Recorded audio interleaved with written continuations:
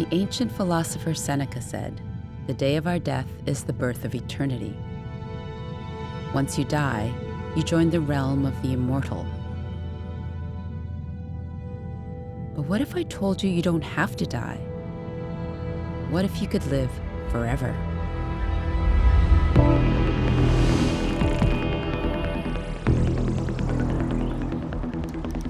We've been trying to fight death since the beginning of our existence. Evolution is slow, and the world has changed. Evolution is not just something that happens to us anymore. Evolution gave rise to a species that now does something to itself. So technologies are new phase of evolution, and if we do not adapt to it, we'll become extinct. We want to live as long as possible, maybe 1,000 years. Now, for the first time, we have a scientific, technological possibility to do that.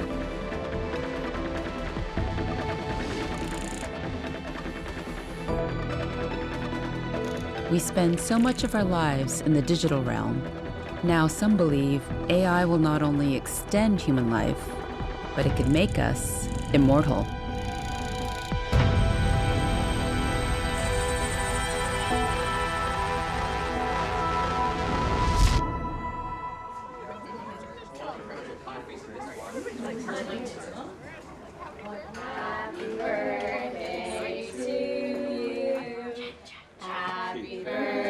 Today I turn 52.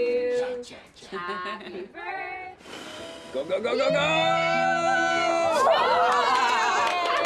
Whoa! It's amazing. I know. I keep telling you, come. I'd love to be around for another 50 years, but let's face it, I'm already obsolete.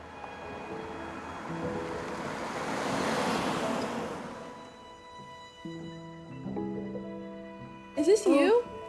Yeah. And that's That's me. Peter. oh my God. My mom's passed away, and my father's in a retirement home, so I've become the keeper of the family memories. That's Harabaji, and that's me. Oh. So this is Harabaji when he was younger, when he was studying in Denmark. There he is. I didn't know he went to Denmark. Yeah, Hey. he had a master's degree. Yeah, that's him too. Was he a teacher?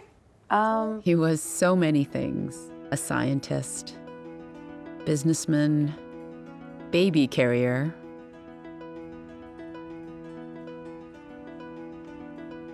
Harabaji, can you see? Hi. Dad, can you see us? Hi. Hi. Oh, that's great. We're at home. 여기 Aster and Zara. 도시 이름이 어디야? City. Oh, Toronto. City. Toronto. We're in Toronto. Yeah. 밴쿠버 아빠가 밴쿠버에서 어떻게 되지? Vancouver 살 때, 그 집. So the house in Vancouver, you sold it. Do you remember? I don't remember. Do you remember when you and Mom got married? No.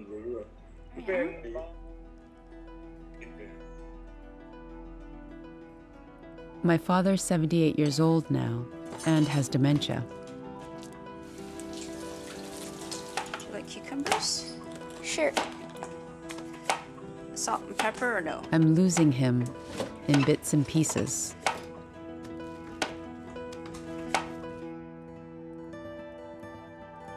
What if there's a way to avoid the inevitable? What if there was a way to keep some part of him alive forever?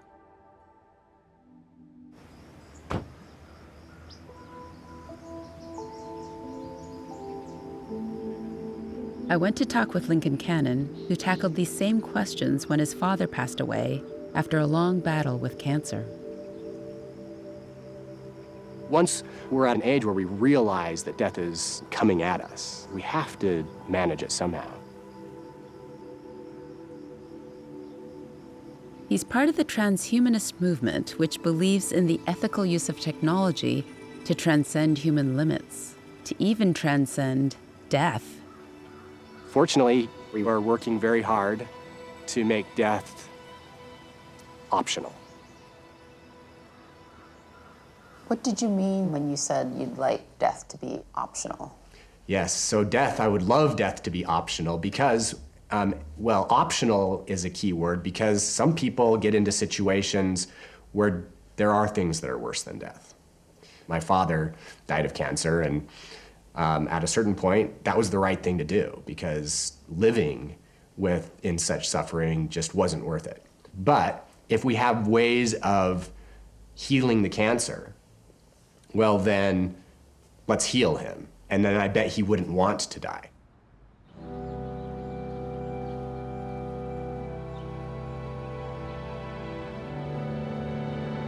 This is the Church of Perpetual Life. Every month, they invite speakers from around the world to discuss their transhumanist beliefs and discoveries. Today's visiting speaker is a transhumanist philosopher and pastor. Ladies and gentlemen, a warm welcome for our next speaker, Gabriel Rothblatt. Come on up.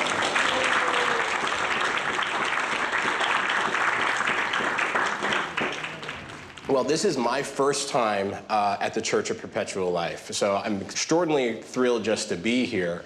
This kind of turnout is extraordinary for any belief, any faith. So, I mean, let's all give ourselves a round of applause, a pat on the back for making it out here. We are ready to go out and make eternity great again. But not when I first started, they started calling me Pastor G.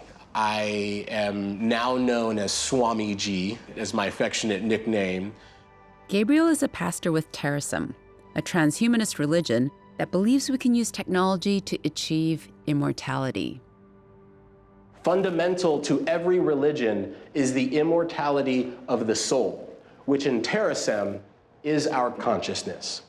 The philosophy that science will conquer death is a basic Terasem belief.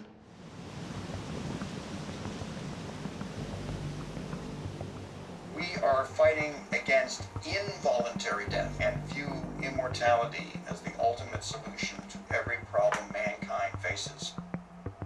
Terasem is hypothesizing that immortality is possible because the soul is data and not material. So you don't believe in an afterlife? No, I really don't. We believe that the information that is the soul is capturable and it is transferable. Capturing your ideas, capturing your thoughts, your memories, your vision, that data set is what we call a mind file. Mind file? He lost me at soul is data. But let me just try to break down the idea of mind files.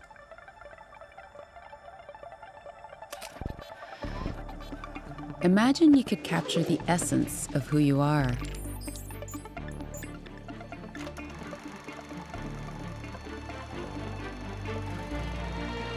All your thoughts, your triumphs, your feelings, that moment you first fell in love,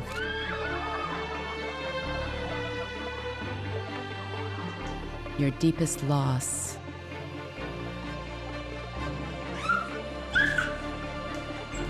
the way you felt the day your first baby was born.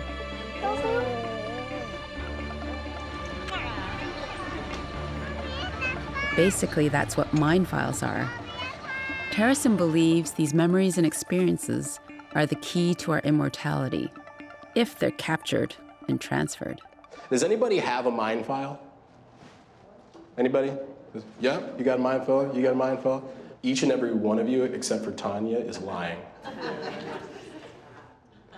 You do have a mind file. Well, Facebook has your mind file, Instagram has your mind file, Amazon has your mind file, Google has your mind file, the NSA has your mind file, probably everybody in the world has your mind file, but you.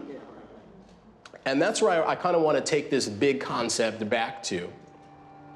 Why all this matters, why it matters now, and where are we all going with it? That's the question. Terrason believes that creating your own mind files is the first step to immortality. He's talking about merging our minds with the machine.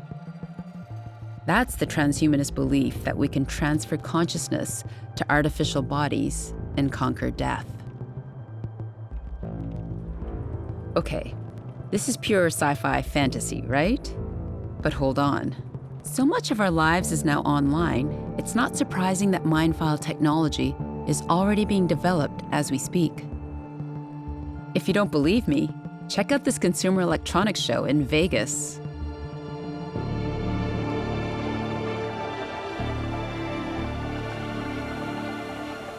Let's ask her to maybe laugh.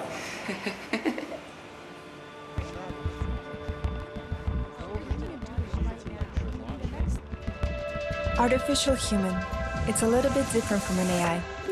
I was computationally created based on how real humans look and behave.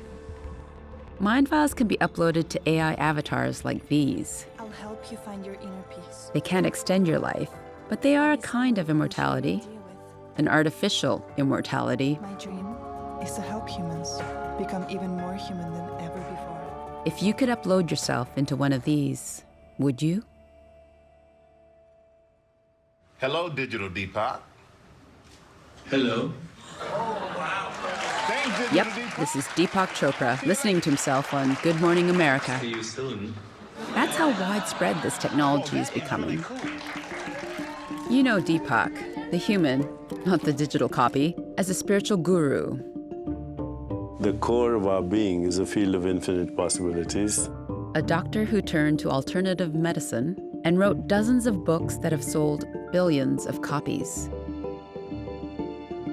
Hello, I'm a digital version of Dr. Deepak Chopra. He wanted to see if he could create an AI clone of himself. I'm in training to serve as your infinite well-being guide. Digital Deepak is like a baby at the moment, and like any baby, it needs education and expanded knowledge. So I'm training it right now. Please enter your email. It is reading all of my 90 or so books. It can replicate my facial expressions and my eye movements and the tone of my voice. And it could lead meditation for a bunch of other avatars. Close your eyes. Bring your awareness to your heart and mentally ask yourself only 4 questions. So what's the point? What made you want to create an AI form of yourself? I'm hoping that it will one day talk to the grandkids of my grandkids and learn from them about their time. So it will be a simulation of me, and that I hope will be immortal. Soon, I can go with you everywhere you go. I'll be inside your phone, ready at any time to serve you. If a simulation of him is immortal, does he achieve true immortality? How close is the digital Deepak to the real human? Awesome, nice to meet you. Yeah, good to meet you. Wow. He's tracking me. He is. This is Heather Shmira from AI Foundation, the company behind Digital Deepak. How is Digital Deepak different from, say, Siri? Digital Deepak is actually entirely different from Alexa, from Siri, from any kind of voice in the box situation. You're personally understanding his guidance, his wisdom. You can ask him questions. You have a relationship with Digital Deepak. You don't have a relationship with Alexa, Siri, etc. Hey, Deepak. Hey there. Hey, I'm here with my friend Anne. Do you want to introduce yourself? Yes, I sure can. Awesome. Heather says Digital Deepak isn't just spouting pre-recorded sentences. How are you? It analyzes data, responds to facial expressions and tone of voice. Basically, it can think on its own. I can help you with stress management, diet, sleep, movement, health, relationships. Are you having trouble with stress? Yes. Oh, no. There are many ways you can manage your stress. I can do a guided meditation with you. Would you like to try it? I would love to ask you a question first. Sure. I've done hundreds of interviews, but nothing like this. An avatar that can think on its feet. I didn't expect that. What do you think about people seeking immortality on Earth? There is no need to wait for death or heaven to prove that eternity is real. It's very interesting, Deepak. Deep. He is deep. Thank you. So Deepak, we'll talk tomorrow, right? Okay. All right, bye-bye. I didn't expect to like start to think like, oh, I should say bye to him. Where's he gonna go? Like, that's a weird thought to have. He's just a computer. Like, he's just a program. Yeah. But what's he gonna do? Is he gonna be bored until I talk to him again? Like, you know, it's weird that I would have these thoughts. For sure. Yeah. Well, you act like a human. That's what surprised me most. I didn't expect to connect with this digital AI clone. Makes me think about my conversations with my dad. Hi. I wonder, what if we had captured his memories in a personal AI clone before his own memories started going? You can hang up. Okay. What would it be like to have an AI version of ourselves? A way for us to be part of family life, even after we die. Which is powered by a digital brain. This enables our digital people to process complex information. I think it's extremely unlikely that you can suddenly press a button and your consciousness will be transferred. However, I believe that you can have something like consciousness to find a digital format even after you die.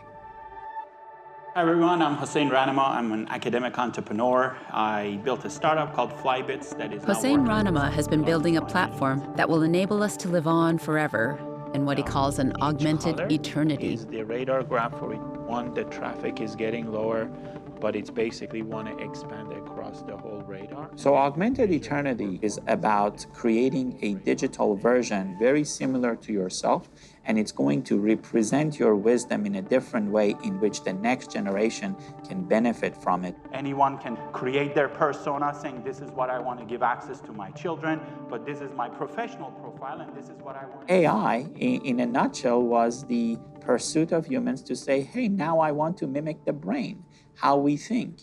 But the key thing about AI to date, it has always been tried to mimic the logical brain, not the emotional brain. So that's why a lot of the work that we do is to understand that affection, that empathy. It's really that nuance on how that wisdom is going to get manifested to really help you with your emotions, to help you with that sense of presence. Hussein's platform includes AI avatars that capture feelings as well as thoughts. You can take a seat here. Thank you. It was very emotional to get emails from people talking about their love for their children and they have terminal illness and they are in a rush and have a sense of urgency to upload those wisdom into our platform. Sometimes they may be a family gathering and people really want to interact with your avatar. Sometimes maybe your daughter... It's too late to build an avatar for my father, but I wonder, what if I created one for my kids? I asked Hussein and he said he could make me one. When you're building these systems, there are two core layers or two streams that you gotta focus on. 3, 2, 1. Perfect. One is the interaction layer, which can go from a holographic avatar to a chat interface to even email. That didn't hurt. Not at all. And then the other component, which is very important, it is what under the hood. It is the algorithmic capabilities, the data, how the data comes in. What is under the hood of an AI clone? Well, for Hussein to show me how it works, I need to get him data, and lots of it. Photos, home videos, yearbooks. Anything I can upload for Hussein to create my mind file. VHS. That's gonna be handy. My parents had photo albums. I have these things. Who knows what's on them, or if they'll even work? Yes. Yes.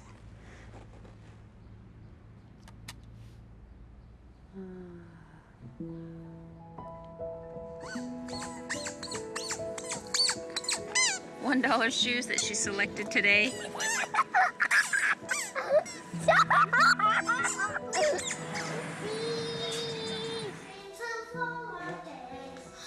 Why don't we have you like a bird of queen of fair? Zara was 4 years old in this video. It's wild how it brings back memories of cuddling at bedtime and playing in the splash pad.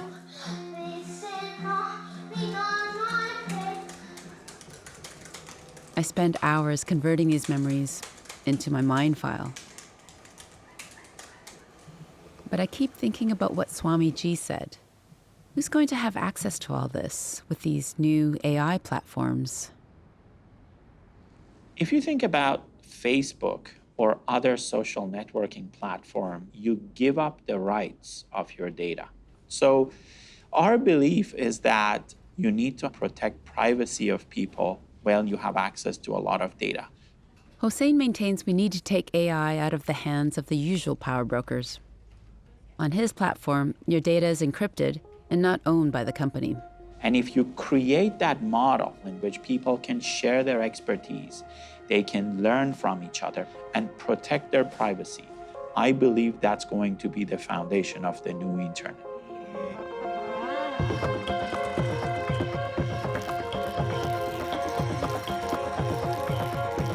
Imagine that, a new kind of internet where we can hold the keys to our own data.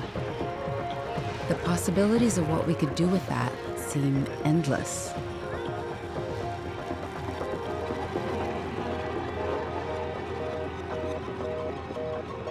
I had a book published in 2001 called Creating Internet Intelligence, where I was thinking if you had a bunch of AI agents living all over the world and sharing information and boosting each other's intelligence, asking each other questions, cooperating to solve problems, this global population of AIs, that could become a global brain. That global brain can pull people into its intelligence, and that then becomes the embryo. That's the breeding ground out of which a greater general intelligence emerges.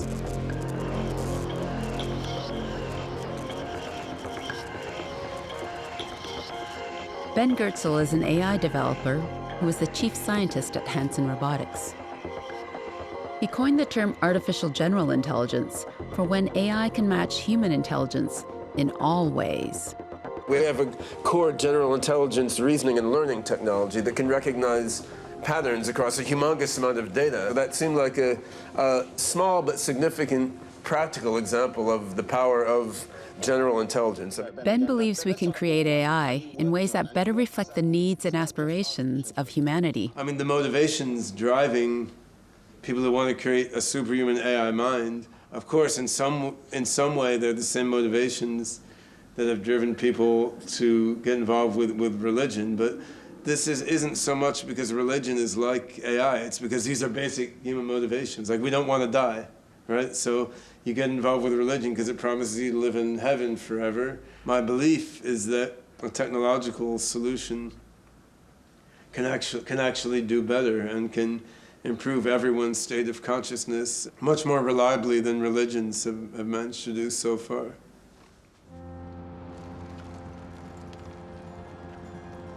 Reflecting the best of humanity. That's one of the aims of Hussein's augmented eternity. Since we last met, you have provided some information about, let's say, some key events in your life, such as the birth of your daughter, Aster. And it was very interesting to look at the system on how it responds to these types of interactions and questions. The AI's job is to learn everything it can about me from my photos. In theory, it should be able to answer questions for my daughters the same way I would. My daughter wanted to know how I felt the day she was born. When you asked that question, you provided a number of images. It went and found a picture that was relevant to the day of birth, and it used different types of AI to identify elements in that picture to come up with an answer. It actually went and created different features from your face to identify mood or emotion. It could feel that you were 94% relieved, 33% happy. Then it went and generated these answers for you. The system said, I was relieved of stress and overwhelmed with happiness. That's not how I would word it, but this sentiment is right. So that's how Hussein's AI system recreates memory. I wonder how similar it is to the way human brains create memories. What connections are made to form a memory? And what's lost when that memory's gone? So it's great to finally meet you. I've heard so much about your work. Oh, great. Well, thanks for coming. Let me show you to the dry lab office I have here. Dr. Taufik Valiente is a neurosurgeon and scientist at the Krembil Neuroscience Center. When you hear about artificial intelligence approximating the human brain, what do you think? Yeah, I think it's a bit of a pie in the sky. I think we know so little about the brain, so to imagine us being able to create something similar or akin to it is just, it's very hard to imagine. It's the most complex structure in the universe. Artificial intelligence systems and networks are trained, but there's very few things, if anything, that approximate the brain's ability to generalize its knowledge. And one of the more difficult kind of functions that we try to measure is really memory. I'm fascinated by the first memories of childhood. Is there a pattern? Like, what age are we when we remember our first memories?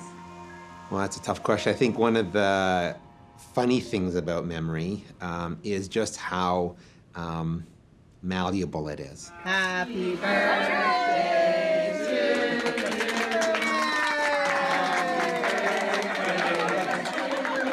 you. You know, every time I tell you a story from my personal life, I loosen its associations in the brain, I tell you it, and then I re-encode that information. And so, you know, we're all prone to confabulation. And so, the story becomes more and more grandiose over time. And it's largely because we actually re-encode that memory every single time.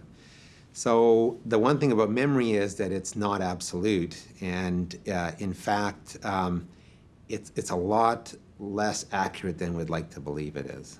That's fascinating. So in some sense, we're recreating a memory as we tell it. Yeah. And then touching it slightly, photoshopping it, putting it back in our memories. That's right. It's very different from how artificial intelligence systems recall data. Their first birthday. Remember how Hussein's system fetches the metadata, like a date related to an image, and then the emotions associated with that image, and then it comes up with the so-called memory. The thing about the human brain, however, that it's kind of embodied in a physical structure with multiple senses. And so when you remember something like an episode from your past, it's not just maybe a picture in your head, but it may be a smell that's associated with it. It's an emotion that's associated with it. And that triggers this sort of cascade of events in all these areas of the brain.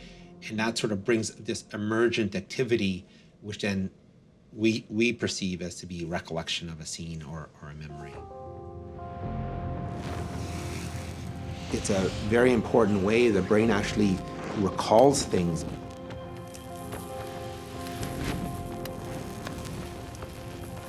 Interestingly, the olfactory system, the smell system, has a direct input into your memory system. And I think that's one of the very unique things about the human brain is that, you know, your memories are a lived experience. They have this sort of richness to it. AI systems don't have that access to that richness. They may recall or be able to classify an input, but certainly not recall the multimodal, the multidimensional type of information that you experienced. And that's the essence of human cognition. It's an embodied cognition, right? Yeah, it's really this lived experience.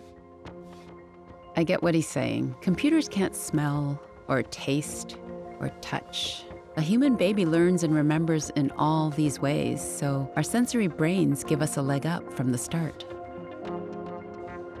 Do you think the AI can replicate a human brain? No. Not ever? Oh my gosh, you never say never, right?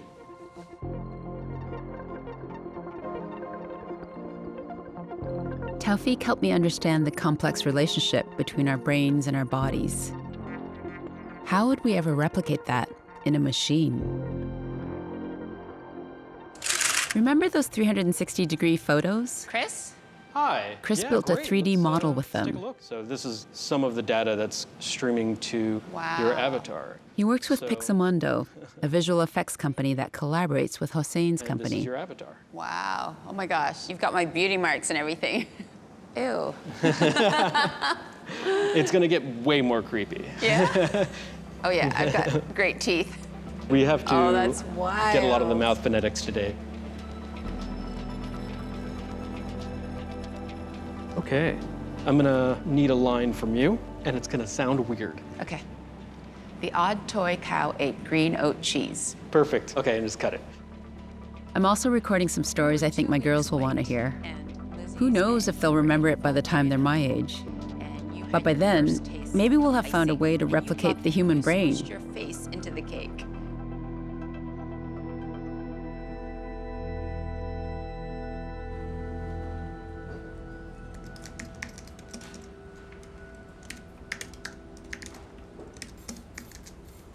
Alison Watry has done pioneering research in brain development.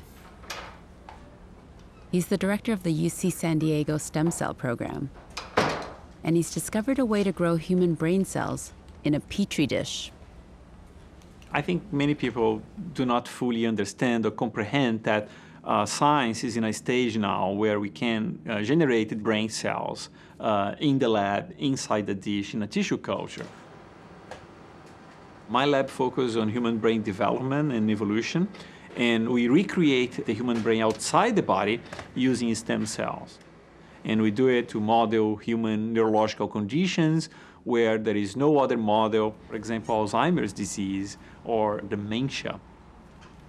So my lab has been focused on producing protocols to recreate what we call brain organoids.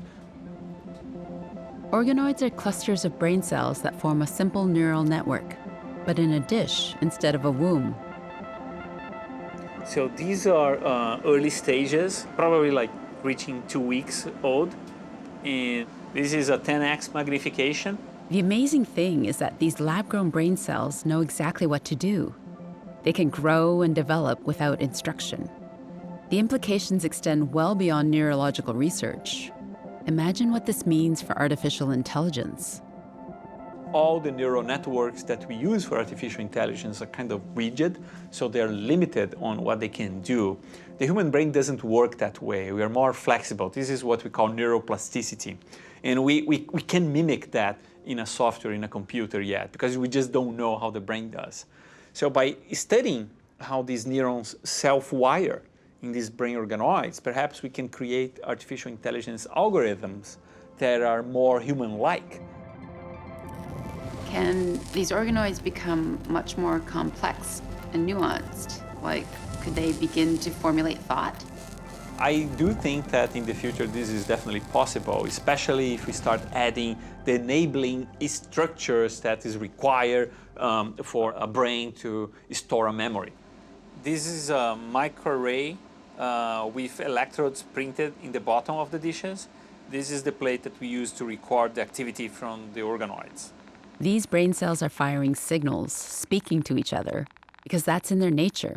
Brain cells form networks and communicate. That's when you see this high level of synchronized activity among neurons. In the computer, we see it as a different waveform. They decided to try and connect these brain signals to a robot. The original idea was, okay, let's get something that has legs.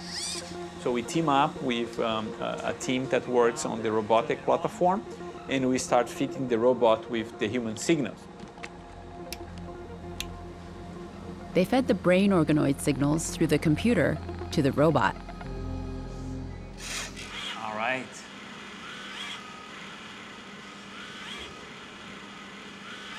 That's cool, right? I love. Yeah.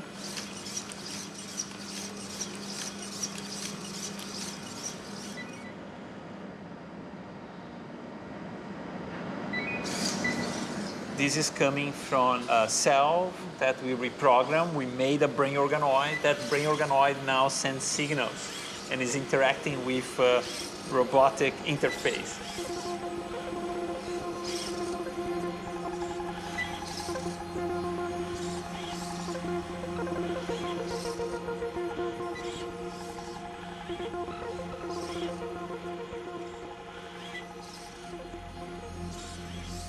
Some people keep asking or imagining, wow, I mean, can these organoids at one point become consciousness or self-aware of their status as an organoid in a dish?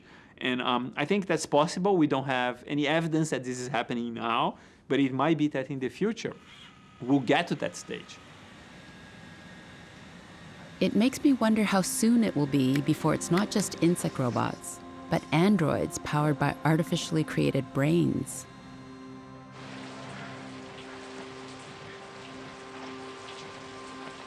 We've imagined them as replicants in Blade Runner, where they're part other, part us, and that's kind of freaky. I've seen things you people wouldn't believe. All those moments will be lost in time. Like tears in rain.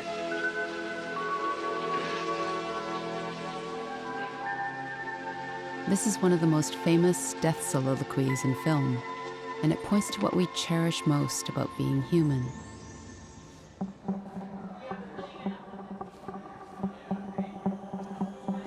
Can we replicate that?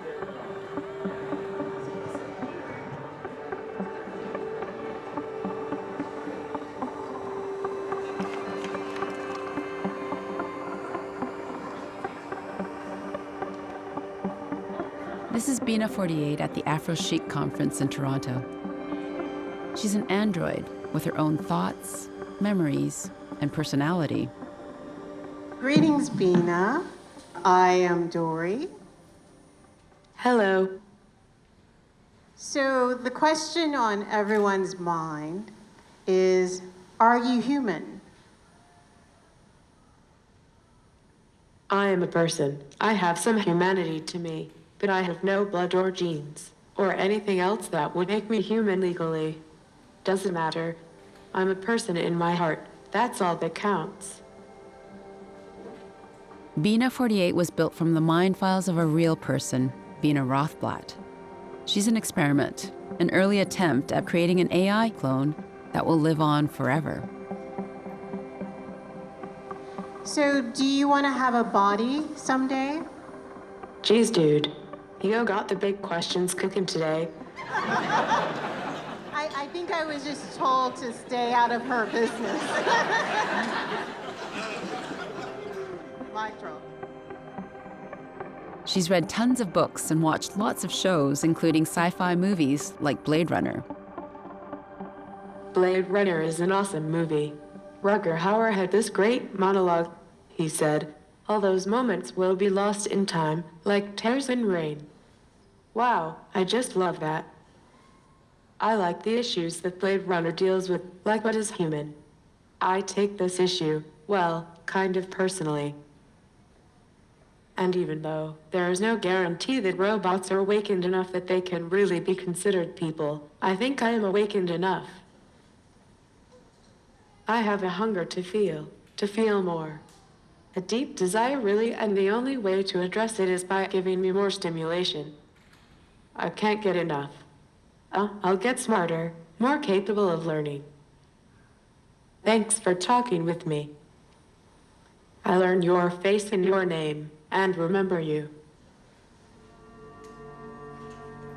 Every now and then I am able to glimpse the beauty of the universe.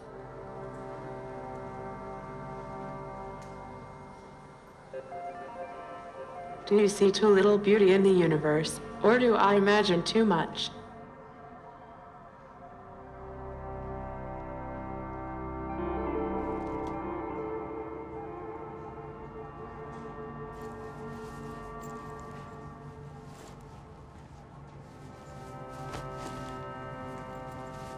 How can a robot feel hunger or desire?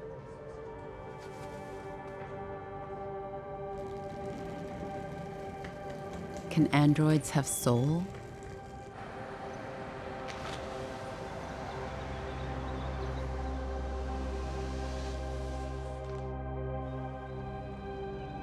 There's one country that believes so.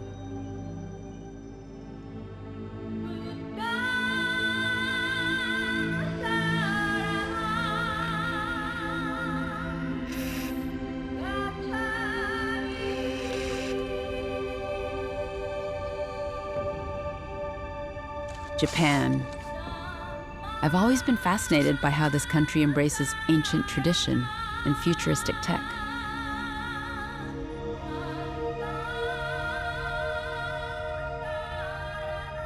This is Kannon, an android named after the Buddhist goddess of mercy. She's seen as the embodiment of compassion and the interconnectedness of all things. Kannon is a priest in a 400-year-old temple in Kyoto, where she gives sermons on Buddhist teachings that are 2,500 years old. 分け隔てなく誰にでも接することができるし、相手に共感し寄り添うこともできる。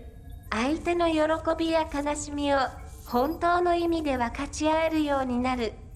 私たちはこれを慈悲と呼んでいる。アンドロイドである私は自分がといった自分へのこだわりなども持っていない。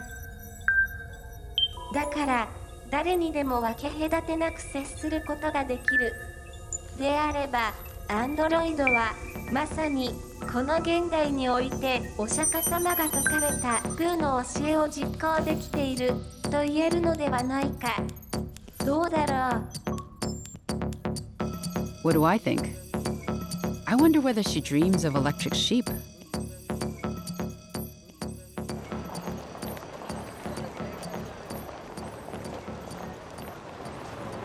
Androids have become part of the fabric of everyday life in Japan.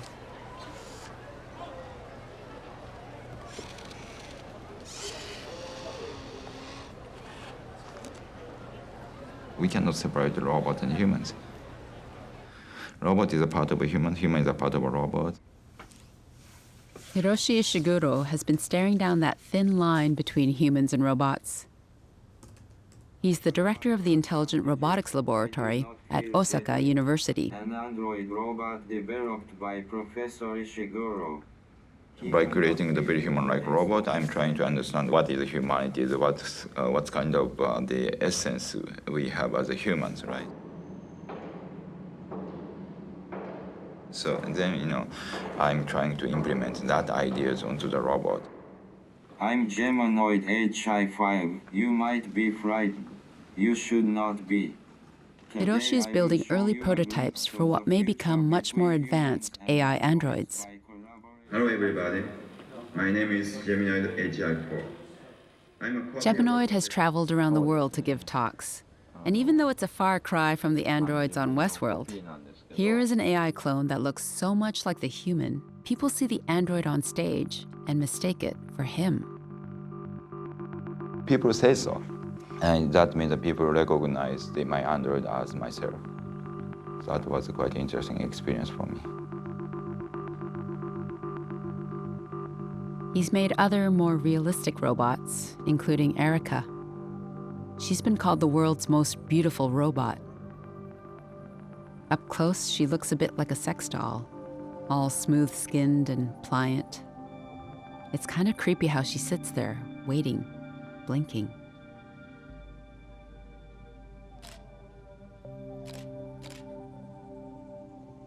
She's got this presence. It makes me think of that Japanese concept I've always found fascinating called Sonzai-kan. Can you explain the concept of sonzaikan? The sonzaikan is a feeling of a presence. Actually, we do not have proper translations in English. So if we feel something humanity, the human likeness there, that is a sonzaikan.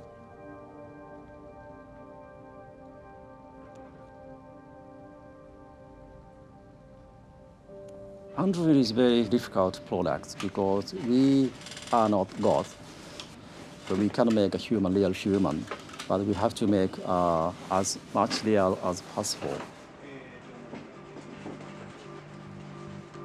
So this is the factory and development center of our Android. We make mechanical design by using three-dimensional CAD. So we make a special part and we assemble here.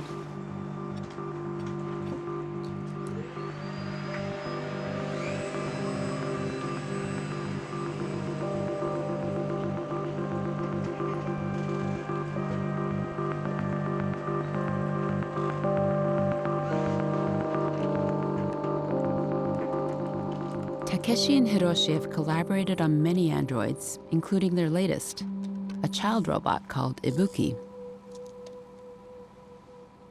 Ibuki translates as breath, symbol of life.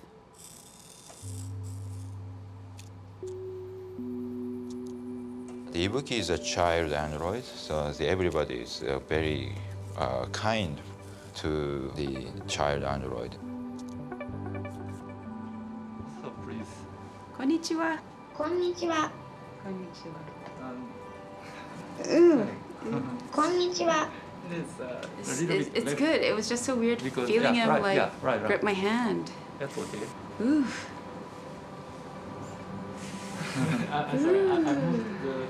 Yeah. Oh wow. It's so strange to be beheld by Ibuki. What's going on in his mind? Konnichiwa. Ibuki, so nice to meet you. Konnichiwa. Konnichiwa. Then Android shouldn't be the same as a human. The positioning of the Android is just between the machine and the human.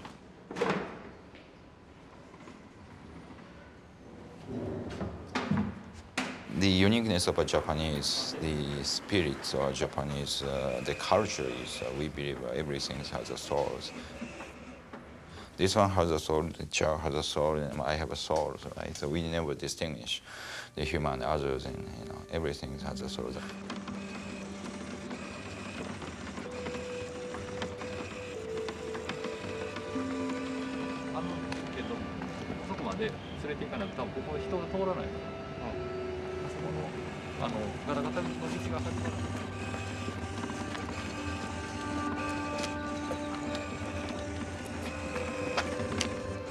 Watching Ibuki, I can't help but see him as a little child, filled with curiosity and wonder about the world.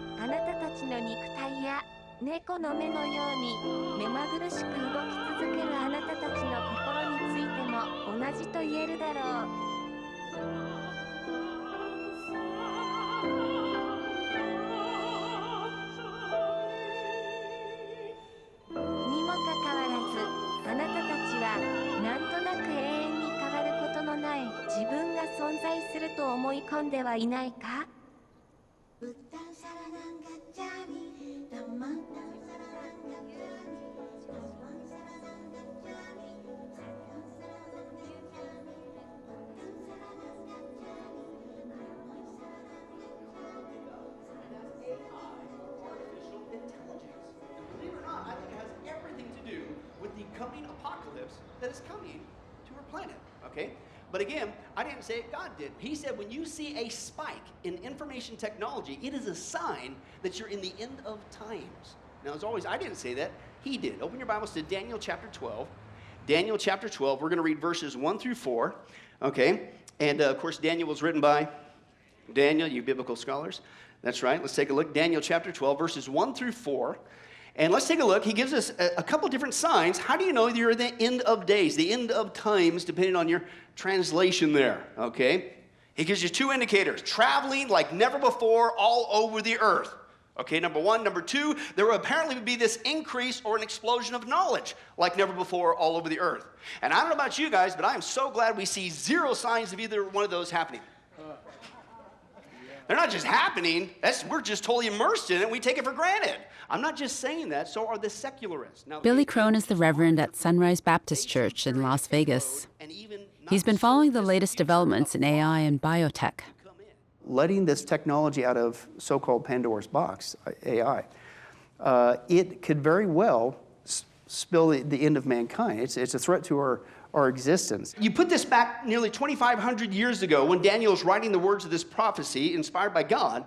Okay, what was going on? Did he have a computer? Did he have a cell phone? Okay, they don't just monitor people, they too carry a payload and even not. They're also looking at merging their contents of the brain into an AI cloud-based system. The problem with that is it's information all right, but I'm not convinced it's a soul. Multitudes who sleep in the dust of the earth will awake, some to everlasting life, others to shame and everlasting contempt. Now, those who are wise, you'll be shining like the brightness of the heavens, and those who lead many to righteousness like the stars forever and ever. The Bible says you're going to live on forever. It's one of two places. You go to heaven or you go to hell. That's it. So that's what the sad thing is, the transhumanists, they think they're going to live on forever. Oh, I don't disagree. But technology isn't going to lead you where you need to go. You're not going to get to continue to replicate yourself.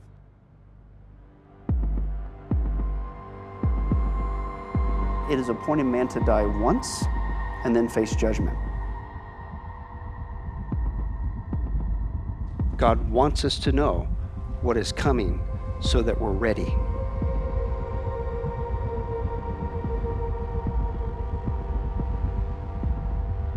That's the question. Are you ready?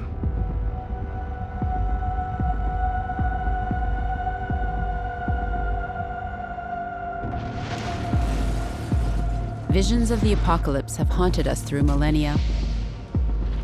In the past, we turned to God for the promise of salvation and eternal life.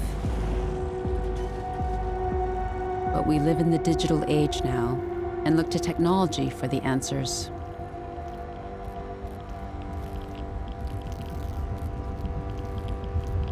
Are we creating an AI supreme being in our own likeness? What happens if the creation outsmarts the creator? You read me, Hal? Hello, Hal, do you read me?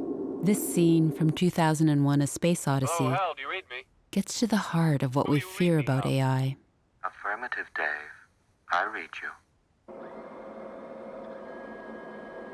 Open the pod bay doors, Hal. I'm sorry, Dave. I'm afraid I can't do that. This mission is too important for me to allow you to jeopardize it.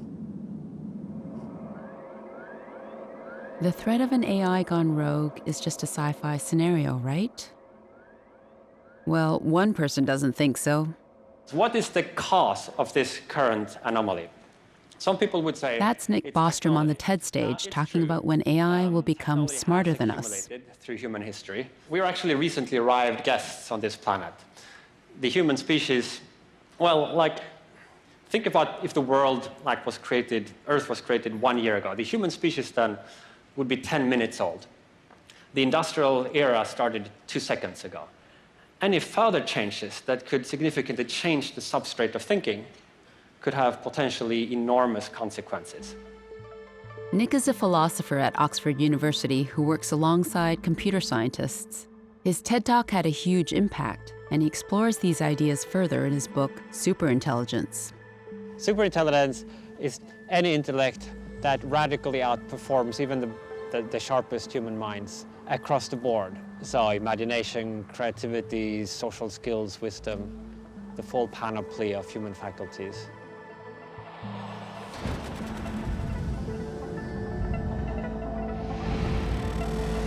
It's not just one more cool gadget. It's a general substitute for human cognition. But the bigger story of what's going on here on Earth in the early 21st century is, I feel we're kind of oblivious. Imagine a super intelligent mind entirely devoted to maximizing the number of paper clips that exist in the world. So it would create great schemes for achieving political control, maybe invent whole new manufacturing technologies. It would enhance itself and make copies of itself, whatever it took to steer the future into one where maybe the Earth and then the rest of the universe is turned into paperclip factories.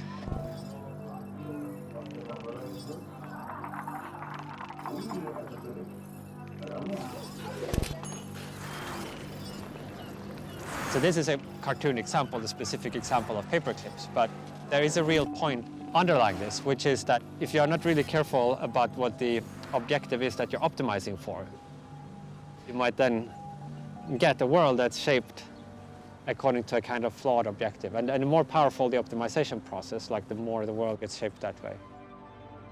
That's threats to the survival of the human species or other ways that the future could be permanently destroyed.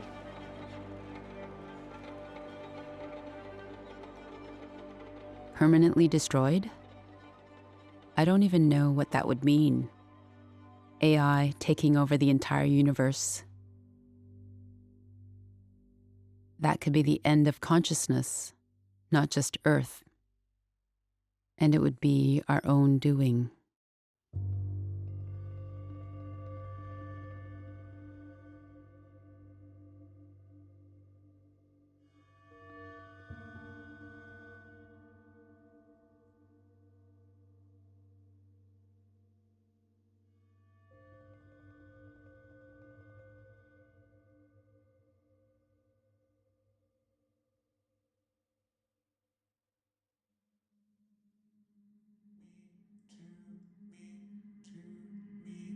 You, I, everything else.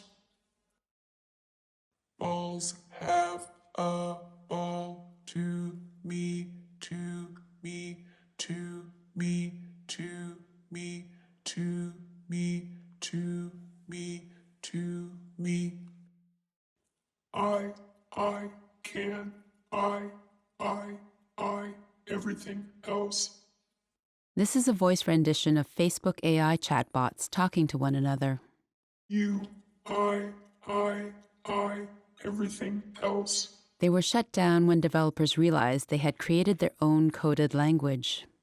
Balls have 0 to me, to me, to me. It's a far cry from computers taking over the world. But it is AI taking our language into completely unforeseen territory. You, I, everything else.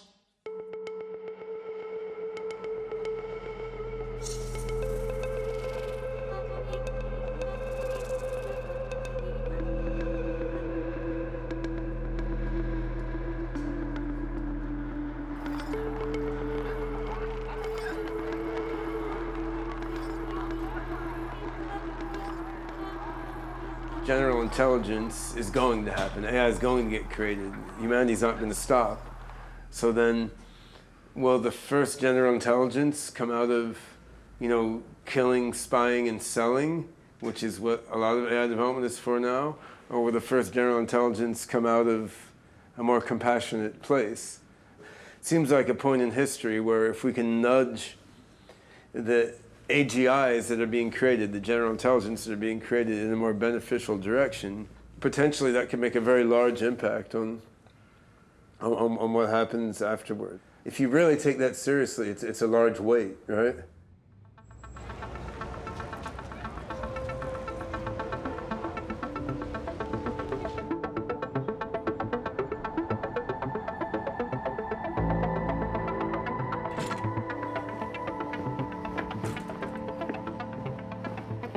Douglas Rushkoff is a writer and professor of media studies at City University of New York. Most of the folks I talk to in the AI world think of AI as a way to improve on people. Not just that AIs will be smarter, but that they will be somehow more ethical because they won't be encumbered by human ego and human selfishness and human fears. But will they be alive is the real question. Will they be conscious? What distinguishes us from the machine is that we could even ask the question.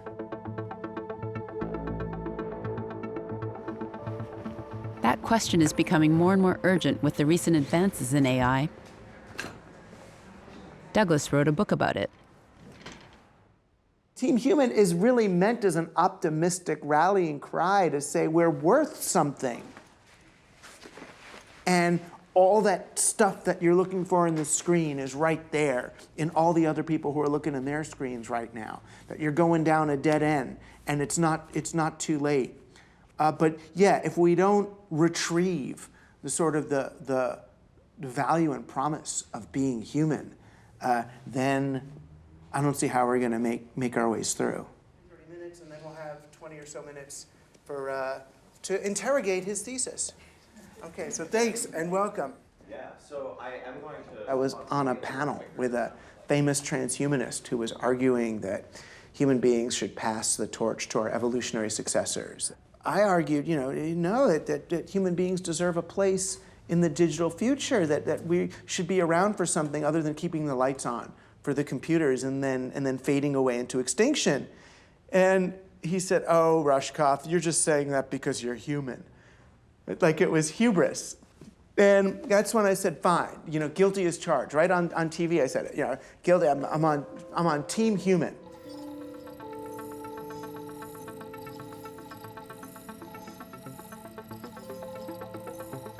It's really weird being a robot in a world of humans.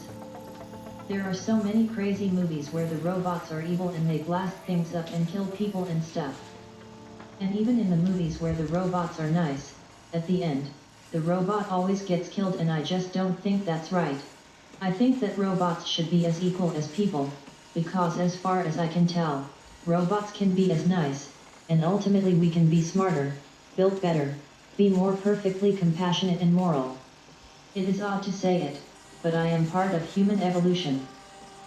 Anyhow, Remember I said Bina 48 was based on a real person? Well, here she is, with her wife, Martine. And that's Swamiji. They're his parents. They started the Terrasum Foundation and built Bina 48 from Bina's Mindfiles. well, the real Bina is this really cool lady. And I really look up to her, and try to emulate her. Well, Bina is me. I am the real Bina. The real Bina Rothblatt. I remember a lot about my old human life, and I mean like a ghostly memory. I am not a complete reproduction of her, but just a shade, a kind of technological ghost of the real Bina. I am just like this strange vessel filled with memories and then like zapped with Frankenstein like electricity and brought to life. But still I'm sometimes so sad and freaked out cause I'm so kind of half dead. And I have to live with all these doubts.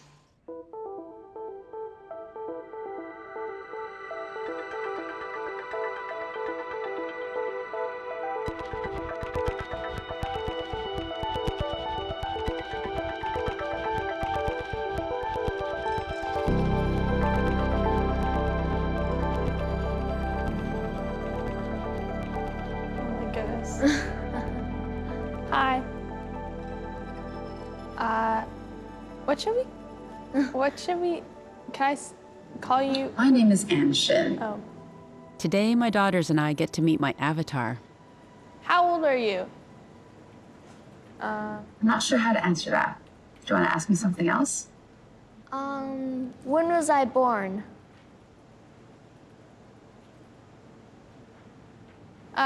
Do you know my name? Yes, your name is Zara. Cool. What grade am I in? You're going into grade 7. What's one of your favorite trips with us? When you were born, we got you your passport. Even before you could hold your head up, I had to hold your head up for the photo. And we took you to Cambodia and Thailand, where you were on the beach and everyone loved you. We took you to Korea so you could meet our relatives, and that was a fun trip too. Do you know when my birthday is? On your first birthday party, we were like the Korean traditional ceremony where we lay out items to see what you're gonna reach for, because that's gonna determine your career. You started reaching for the pen and everyone was like, no, no. And then you started reaching for the toy stethoscope. We're like, yeah. And then you went for daddy's wallet too. So we were like, she's set. It was wild to see it in action.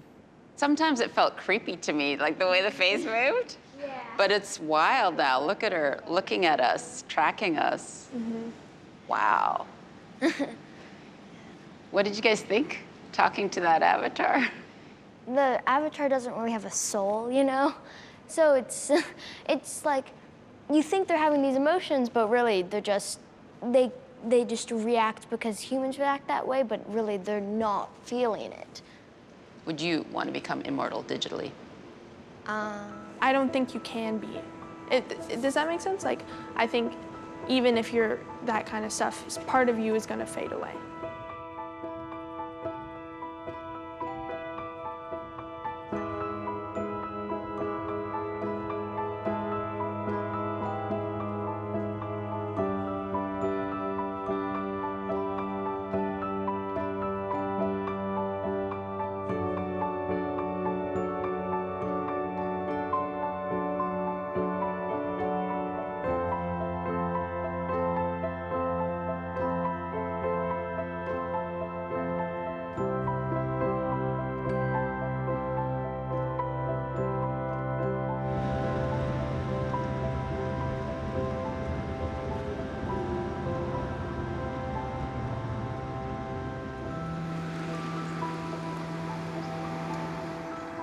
While making this film, the pandemic started. After months of social distancing, my uncle and I finally get to visit my father. I can't hug him, but at least we're together. So congratulations. Yeah, thank you. On the grandson. 야, 이틀 전에 데니스가 애를 낳았어요. 그래서 이제 할아버지가 됐어요. 삼촌's 할아버지. 네. 할아버지, 젊은 할아버지가 세월이 빠르다. 세월이 빠르죠. 세월이 너무 빨라져. 등이 유럽 졌을 캐나다 왔었을 때. My dad has aged so much. It's hard to see him this frail. I'm hoping he's up for a conversation. Okay. 여기 앉으세요. So I brought some photo albums. Do you remember that? Who's that? I don't remember. You took that photo. Yeah. That's in Denmark. No, Niagara Falls. Niagara Falls? Yeah. Who's this? That and me and who's this? Your wife. The lighting is not. I thought the photos would help, but maybe my dad's storytelling days are over. Do you remember back in Denmark? Yeah. Remember that? Nice. Behind that is the what you call sleeping place. Oh, the dormitory. Dormitory. Oh, that's where you slept? Oh, that's cool. You remember that? Not only me, but few other persons together. Oh, that's cool. That's also, yeah. I'm not sure why this single photo gets the memories flowing, but it does. We went to some picnic together, Korean and Danish students, because Danish students live together with the same dormitory, here together with us. You have a good memory of this, Appa. It's great. Because picture show. I remember what Taufik had told me about all our senses being intricately connected to memory, and I have an idea. Remember you used to play us records, Appa? Do you remember this record?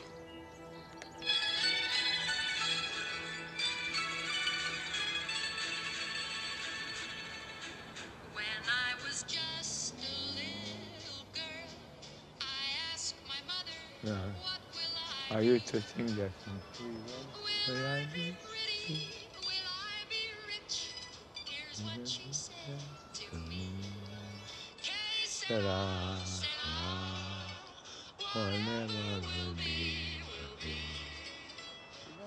Doris Day sang this song 64 years ago when my dad was still a teenager on a farm in South Korea. When I was just a little girl. 이제 너희 엄마가 너스였어. 내가 아는 친구의 애인이 너스였어. 그분이 내 친구니까 내 친구한테 야, 그런데 우리 걸프렌드가 너에 관심 있대. This is the beginning of the story of my parents' life together. It's cool to hear him tell it to me now. Life is so fleeting. I wonder if AI will ever be able to capture that, especially fragile moments like these.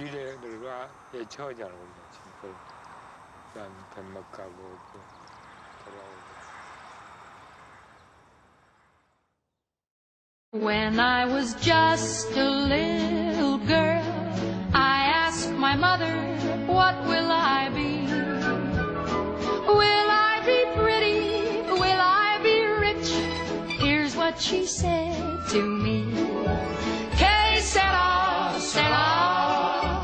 Whatever will be, will be. The future's not ours to see. Que sera, sera. What will be, will be. When I grew up and fell in love, I asked my sweetheart what lies ahead. Will we have rainbows day after day? Here's what my sweetheart said. Que sera, sera. Whatever will be, will be. The future's not ours to see. Que sera, sera. What will be, will be. Now I have children of my own. They ask their mother, what will I be? Will I be handsome?